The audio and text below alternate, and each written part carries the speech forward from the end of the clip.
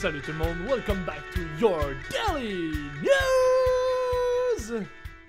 Your Daily Show! Votre show radio web. Salut tout le monde, on est le 18 juin 2019. Welcome back! Deuxième journée de la semaine, on est mardi. Mardi, ça veut dire qu'il va y avoir la suggestion de podcast! Bon, mes écouteurs sont... Mes headsets sont placés. Après y avoir touché 14 fois dans le début. C'est comme un tic que j'ai. Je suis tout le temps en train de... Alright, ok, c'est correct. Eh ben, fait que aujourd'hui on est le 18 juin 2019. Hier, quel show de merde! Ah, pour vrai, aïe aïe, hey, c'était pas très bon, on va être honnête là. C'était pas très bon. Genre, je surfais sur le sujet, mais je rentrais pas en... Je rentrais pas dedans. Genre, je restais... Je donnais pas vraiment mon opinion. Je l'ai réécouté, j'étais comme... Aïe aïe, c'est de la merde. C'est vraiment pas le meilleur show que j'ai fait. Ah, c'est pas grave. Ça en apprend une même. Ça peut pas tout le temps être bon. Mais, l'important c'est de s'améliorer. Fait qu'en espérant qu'aujourd'hui, ça va être meilleur. Hier, je filais trop nostalgique. Là. Ça marchait pas. Là, aujourd'hui, tout va bien. Hier soir, j'ai fait un feu. Fait que... Tout va bien. Aujourd'hui, de quoi qu'on va parler? Première nouvelle, on va parler de parachutiste. Oh, ok. On va parler d'un parachutiste qui est décédé, un parachutiste canadien qui est décédé au cours d'un exercice militaire. Dans la vidéo qui suit, qui va être juste ici présente, vous allez voir le chef d'état-major Jonathan Vance qui va parler. On va l'écouter ensemble. Allez, on écoute. General Vance, can you confirm the soldier death in Bulgaria? Yes, we did have a soldier killed on training in Bulgaria. The military right now is working through ensuring that all next of kin have been notified. And when we have completed that, the primary next of kin have been notified. We just want to make certain the whole family is aware. Once we're aware of that, we'll release the name. What happened in Bulgaria? It was a parachuting accident. I won't say anymore. Thank you. Alors, il y a un parachutiste qui est décédé durant un exercice qui s'est déroulé en Bulgarie. Attends, je me trompe dessus. Ouais, en Bulgarie. Dans le fond, le ministère, le chef d'état-major canadien, Jonathan Vance, c'était le genre de petite entrevue-là avec les médias. On attend à la fin, en français s'il vous plaît, monsieur le général, en français s'il vous plaît.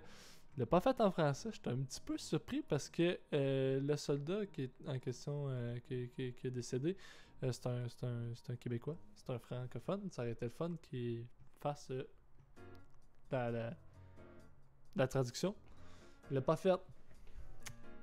Fait que le bombardier Patrick Labrie du 2e régiment de l'artillerie royale canadienne est décédé à la suite de blessures subies pendant un entraînement en parachutisme dans le cadre de l'exercice Swift Response, a indiqué le ministère canadien de la Défense. On voit une photo d'ici du jeune homme. L'accident a eu lieu vers minuit 5 du... minuit 5 du matin en Bulgarie, à Chekhigirofoking, près de Plovdiv Sud. C'est au sud. A précisé Ottawa dans un communiqué. La police militaire mène une enquête, la MP, a ajouté la défense canadienne. Un second Canadien ainsi que 2 Américains ont été blessés selon des médias locaux. L'armée bulgare a indiqué que les victimes étaient étrangères mais sans confirmer leur nationalité. Les soldats effectuaient des sauts de nuit à basse altitude, une altitude de 400 mètres, a précisé, ce qui est environ à peu près 1200-1400 pieds. A précisé un porte-parole de la défense bulgare, Violina Valeva. Selon le site d'information Traffic News, le parachute du militaire décédé ne s'est pas ouvert et les 3 autres parachutistes se sont blessés après avoir sauté trop près les uns des autres. Leurs jours ne sont pas en danger, a assuré le site Nevnik.bg. Swift Response est un exercice sous commandement américain qui se déroule du 11 au 24 juin en Bulgarie, en Croatie et en Roumanie avec 5600 participants dont 1495 parachutistes. Il implique la France, l'Allemagne, l'Italie, les Pays-Bas, l'Espagne, le Royaume-Uni, les États-Unis et le Canada. Selon le commandement des forces aériennes américaines en Europe, cet exercice est destiné à améliorer l'interopérabilité aérienne parmi les alliés de l'OTAN. La Bulgarie a intégré cette organisation en 2004. Le chef d'état-major canadien Jonathan Vance a adressé sur Twitter ses plus sincères condoléances à la famille, aux amis et aux collègues du bombardier Patrick Lambry. Nos pensées les accompagnent pendant cette période difficile, évidemment. Une petite affaire que je comprends pas, par exemple. Il y a des petites affaires que je comprends pas. Ça dit que son parachute, c'est pas ouvert. Mais pourtant, sur tous les parachutes... Il dit... Attendez. Juste être certain, pas dire n'importe quoi. Ça doit infecter des sauts de nuit. Bon, ça c'est correct. Bon, je pense que c'est en bas ici. Selon le commandant SSS, c'est amélioré. Les parachutistes se sont blessés. Selon le site d'information, le parachute du militaire décédé ne s'est pas ouvert. Bon, ils disent le parachute du militaire décédé ne s'est pas ouvert. Mais pourtant, là, tous les parachutistes sont supposés avoir un parachute de secours. Je comprends pas pourquoi qu'il y a eu... Ou peut-être qu'il l'a ouvert parce qu'ils disent que... tu sais, il y a comme ce qu'on... Ben, ils disent pas vraiment, mais... Tu sais, je sais pas s'il y a comme... Ça va être bizarre un peu ben, pas bizarre, ça sera pas nécessairement beau à s'imaginer, mais je sais pas si il a droppé de 1400 pieds sans parachute, ou il a ouvert son parachute d'urgence, de secours, puis il allait trop vite, puis même en ayant déployé ce parachute-là, ben ça fait en sorte que l'atterrissage était trop brutal pour survivre. Puis les autres qui ont sauté trop proche, ça avec, je la comprends pas, parce que d'habitude quand tu sautes en... Tu sais, je comprends... Genre, j'ai jamais sauté en parachute, mais je sais un peu comment ça marche. Mais par exemple, je sais pas trop comment ça marche de sauter en parachute à basse altitude, mais d'habitude quand tu sautes en parachute, les soldats, ils ont tout le temps un deadline. Ils ont tout le temps un intervalle de temps entre chaque soldat. Quand les soldats sautent des C-17 Globemaster, les gros avions de transport, les gros avions de transport, ça saute jamais tout le monde en même temps. Tu vas jamais sauter 3 soldats en ligne en même temps. Il y a tout le temps un intervalle de temps entre chaque soldat. Fait que je comprends pas pourquoi il y a eu cet accident-là. Il va y avoir une enquête, évidemment. Dans le fond, la MP, la police militaire canadienne, a ouvert une enquête par rapport à ça. On va voir ce que ça va donner. Bien triste nouvelle pour le 2e régiment de l'artillerie royale canadienne. Aujourd'hui, c'est un petit jour sombre pour le 2e régiment, ainsi que pour la famille du soldat Labrie. Bien triste nouvelle. Deuxième nouvelle aujourd'hui, on va parler des humains sur la Lune dès 2024. Is that possible? We don't even know, but we got to spend like 20 to 30 billion dollars to get on the moon. You could not even believe it. Oh my god. That was legitness. Avez-vous vu ça, cette vidéo-là? Oh my god, that was legitness. Attends, faut que j'aille vous montrer ça. Je pense que je vous l'ai déjà montré, là. Je la trouve tellement drôle. Sinon, je vais vous la remontrer. That was legitness. C'est vraiment drôle. C'est un petit gars qui dit ça, mais c'est juste... C'est sa face, en fait. Regardez ça. Yeah! That was legitness! Yeah, it was. Ah, c'est drôle. Yep. Fait que, bref, blablabla. Ouais, sa lune. Alors, des humains sur la Lune, dès 2024, la NASA a besoin de 20 à 30 milliards de dollars de plus. Pas des petites pinottes, ça, 20 à 30 milliards, pas des petits sous. Alors, ça commence comme suit. La NASA juge réalisable l'objectif qui lui a laissé... On recommence, ok? Julien, prends ton temps. T'es pas pressé. Et ça va comme suit. Je vais prendre ma voix mielleuse. La NASA juge réalisable l'objectif que lui a fixé la Maison-Blanche d'envoyer des Américains sur la Lune dès 2024. A assuré mardi Jim Bridenstine, le patron de l'agence spatiale américaine, confirmant qu'elle aura besoin de 20 à 30 milliards de dollars supplémentaires sur 5 ans pour y parvenir. Bon, ça c'est inutile. Il y a Barack Obama qui avait annulé le projet en 2010, qui trouvait que c'était trop ambitieux. Puis après ça, Donald Trump en 2017, il a pris une directive demandant à la NASA d'envoyer à nouveau des humains à la surface de notre satellite naturel. Dans un premier temps, la date de 2028 a été fixée, mais en mars dernier, la Maison-Blanche a brutalement accéléré le calendrier pour 2024. Alors, qu'est-ce qu'ils veulent faire? C'est qu'ils voudraient qu'en 2024, on y retourne sur la Lune. Ils voudraient que ce soit une femme qui y aille aussi. Ce serait la première fois qu'une femme irait sur la Lune. Et en 2028, ils aimeraient ça, est-ce que ça soit de façon constante. Ils aimeraient ça qu'à partir de 2028, il y ait tout le temps quelqu'un sur la Lune. Pourquoi il y aurait besoin du 20 à 30 milliards de plus? C'est pour comment ils appellent ça? Comment ils appellent ça? La Cyrissale? Comment non? C'est pas... L'anunisseur. Ok. Reste un gros problème de l'anunisseur qui sera chargé de déposer les astronautes sur la Lune et les ramener ensuite à la station qui n'a pas encore été financée. Alors, c'est la station, c'est pour cette raison qu'ils ont besoin du 20 à 30 milliards de dollars sur 5 ans pour la station. La NASA qui travaille depuis des années sur la méga fusée SLS et le vaisseau Orion qui abritera les astronautes. Le vaisseau Orion, sais-tu qu'est-ce que j'avais parlé dans mon Daily News? On va le voir. Je parle tellement de choses que ça finit que je me rappelle même plus qu'est-ce que je parle. On va aller voir Your Channel. Police. Vidéo.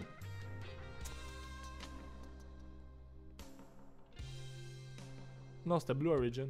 Ah, come on, big boy. Ok, fait que le vaisseau Orion. J'ai essayé de regarder pour ces deux affaires-là, la méga fusée SLS puis le vaisseau Orion, mais je suis arrivé avec trop d'images. Puis en fait, je savais pas lequel était lequel parce qu'il y avait beaucoup d'images différentes qui voulaient dire la même chose. Fait que j'ai décidé de pas vous les montrer. Mais bref, je trouve ça cool là, de l'idée d'amener enfin une femme sur la Lune. La seule chose, c'est que je me demande c'est dans quel but. Pas le fait que ça soit une femme, là, mais je me demande c'est dans quel but. Tu sais pourquoi ils veulent c'est comme retourner sur la Lune. Tu sais, ils le disent pas là-dedans. Là. Moi j'aurais aimé ça qu'ils le disent. Est-ce que c'est pour je me doute, c'est pour des recherches scientifiques. Pourquoi ils veulent y habiter de façon permanente en 2028, ça c'est une autre question. Mais bref. Ça reste comme vraiment vague. Je sais pas comment il appelle ça un directeur ou... En tout cas, le Jim Bridenstine se dit très confiant que le Sénat... C'est-tu le Sénat? Que le Conseil américain, c'est ça? Ouais, Julien, t'es pas préparé.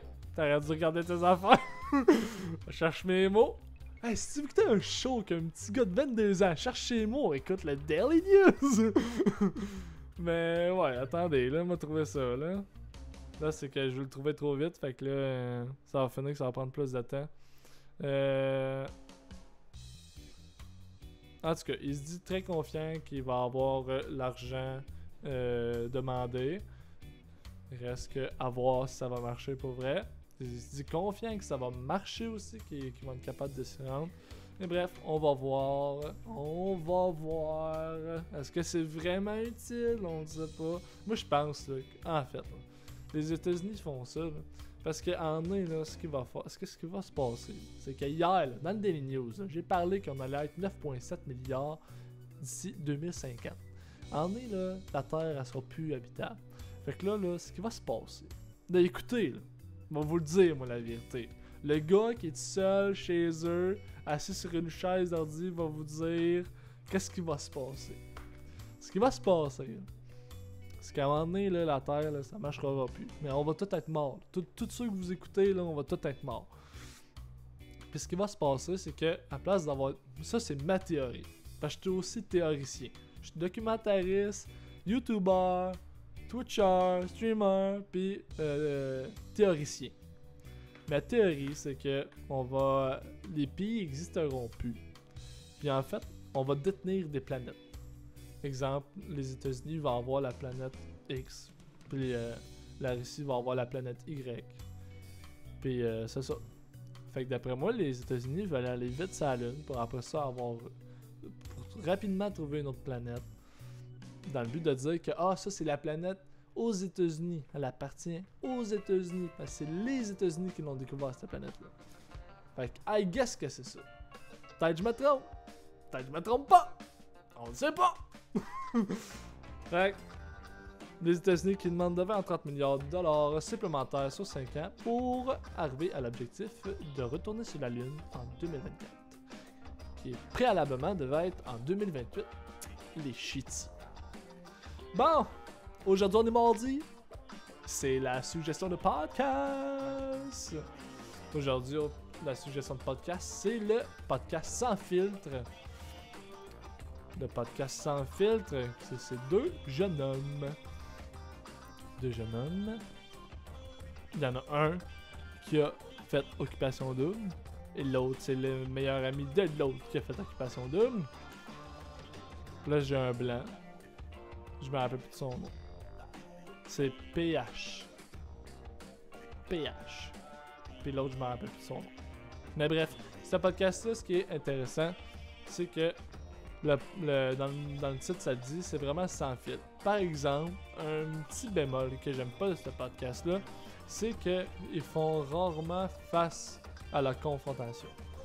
Par exemple, il y avait déjà eu le podcast numéro 39 de Kevin Drew de Kaboom Film, parce que Kaboom Film avait eu un peu du trouble dû au fait qu'il disait que c'était Dad Jokes, que ça avait été repris d'une affaire qui existait déjà. Puis les gars, ils ont pas vraiment confronté. Puis ils posaient, les animateurs posaient des questions, puis les invités répondaient pas vraiment aux questions. Puis ils ont pas vraiment comme push forward, comme exemple Guillaume Wagner. Je vous ai dit que lui, il aurait fait, exemple, il aurait voulu faire non, fuck you là, dis-moi la réponse. Réponds pas comme un politicien, puis admets-le que t'as tort, admets-le que tu l'as copié, admets-le que bon. Fait que il reste vraiment dans le politically correct. Ça, c'est un petit défaut que je trouve. Puis, par exemple, c'est vraiment bon comme podcast parce que ça se fait dans une cuisine. C'est vraiment cozy, là. Puis, ils reçoivent autant du monde, autant des humoristes comme J'ai du Temple, comme Mike Ward, autant que comme Rosalie Vaillancourt aussi, autant qu'ils vont recevoir des influenceurs, des influenceuses. Je peux parler de James C. Aussi, ils ont reçu à un moment donné l'ex-blonde de James C. Aussi, ils peuvent recevoir Indiana Desjardins, Claude Bégin, soit Patrick Sénécal. Fait que c'est vraiment cool de voir la diversité dans ce podcast-là. Le seul bémol, c'est ça, c'est qu'ils vont souvent rester dans le politically correct. Fait que ça, c'est un petit peu... c'est pas un podcast que tu vas avoir vraiment comme des débats, c'est plus un podcast à titre informatif. Contrairement, exemple, à sous-écoute, que des fois, tu vas voir Mike... pas s'obstiner, mais dire son point de vue sur une chose. On l'a vu quand Mike à un moment donné, il a reçu Yannick de Martineau. Il disait son point de vue, Yannick était pas d'accord, puis c'était le fun. Puis c'était pas hard à regarder parce que c'était pas malaisant à regarder. Moi, au contraire, je trouvais ça le fun de voir genre, bon, on peut jaser, puis c'est normal, puis...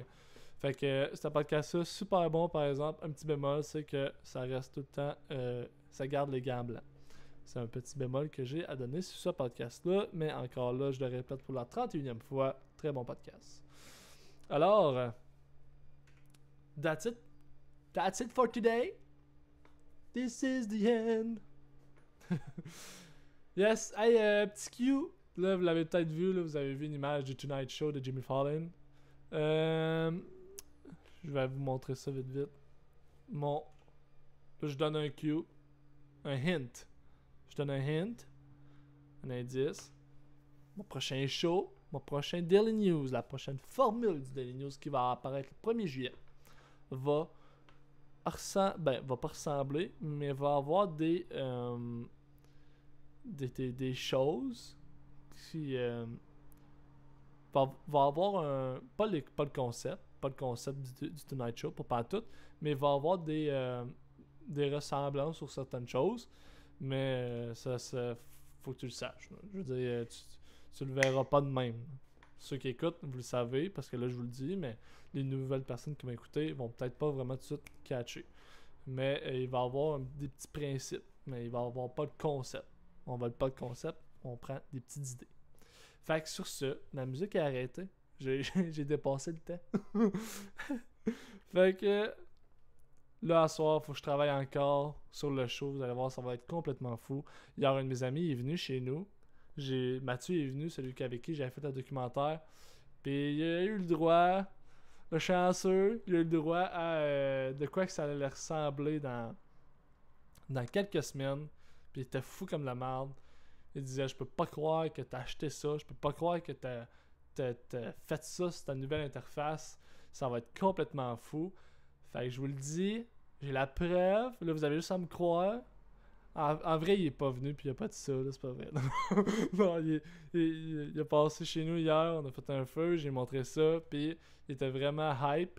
Il trouve ça vraiment cool, puis il a vraiment hâte de voir ça comme mis de l'avant, là, que c'est quand que ça va être actif.